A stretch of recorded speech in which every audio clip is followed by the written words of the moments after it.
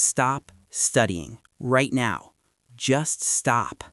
I know that sounds insane, but if you're sitting there with your highlighter, rereading your notes for the third time, thinking this time it'll stick, you're not studying. You're performing studying, and it's destroying your grades. Here's the truth no one tells you.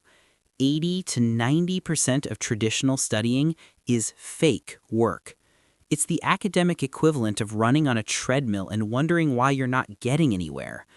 And I'm going to prove it to you in the next 8 minutes using actual neuroscience, not motivational fluff. Because if you don't fix this now, you're going to keep burning out, keep cramming all night, and keep wondering why someone who studies half as much as you is getting better grades. Let's fix your brain. The leaking bucket. Picture this. You're trying to fill a bucket with water, but the bucket has holes in it. Doesn't matter how much water you pour in, it leaks out faster than you can fill it. That bucket is your brain. The water is information. And those holes, those are created by the way you're studying. You're not lazy. You're not dumb. You're using a method that's scientifically designed to fail. Let me ask you something. Have you ever spent 5 hours studying, closed the book, and then couldn't remember a single thing? That hollow panic in your chest? That's not burnout. That's your brain telling you it never stored the information in the first place. Because here's what actually happened. You were fake studying. You were highlighting, rereading, copying notes word for word, and your brain was treating all of it like background noise. The fake study trap. Let's talk about the worst offender, rereading. Studies show that rereading has a retention rate of only 10%. 10. You could flip a coin and get better odds. But it feels productive, right? You see the words, you recognize them, you think, oh yeah, I know this.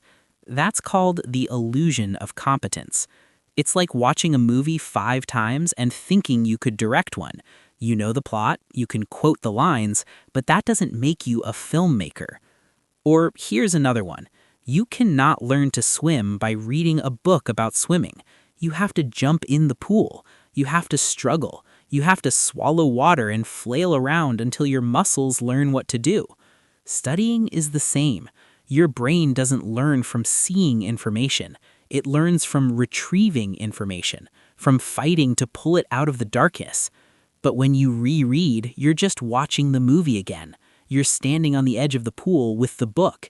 And exam day, that's when they throw you in the deep end. The science, the learning pyramid. Let me show you why this happens. There's a model in education called the learning pyramid, and it's about to change your life. Here's how your brain actually retains information. Reading alone, 10% retention.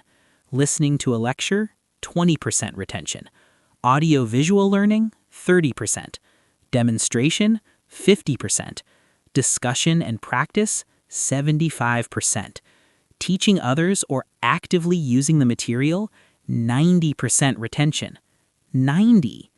Your brain is not a hard drive. You can't just drag and drop files into it. Your brain is a survival machine. It's constantly asking, is this information useful? Will I need to use this? And when you cram the night before, when you passively reread, your brain says, nah, this is junk mail, and tosses it out. But when you struggle to recall it, when you force your brain to work, it says, oh, this must be important. Let me build a neural pathway for this. That struggle, that's the sign you're actually learning. So what's the fix? 2 words. Active recall. Think of it like lifting weights. You don't get stronger by looking at the barbell. You get stronger by lifting it. Active recall is lifting weights with your brain. Here are 2 techniques that will change everything. Technique 1, the Feynman technique. Here's the rule. Pretend you're teaching the concept to a 5-year-old.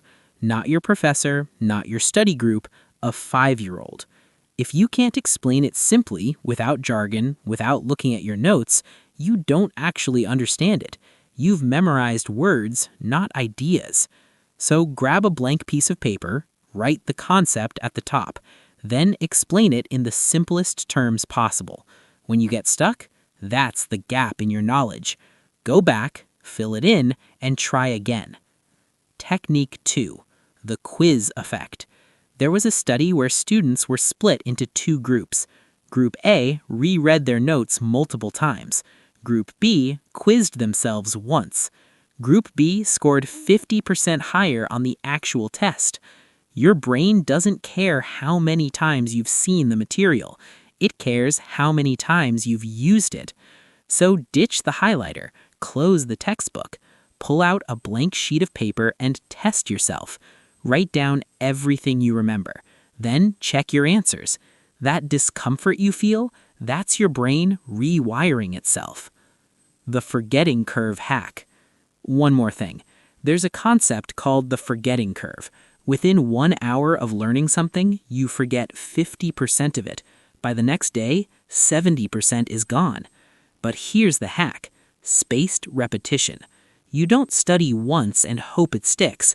You review it strategically before you forget it. Day 1, learn it. Day 3, quiz yourself. Day 7, test yourself.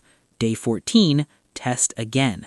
Each time you retrieve it, the memory gets stronger. The bucket gets sealed. The information stays. Call to action. Habit stacking. All right, here's your action plan. I don't want you to overhaul your entire life. I want you to start with one thing. The 2-minute rule.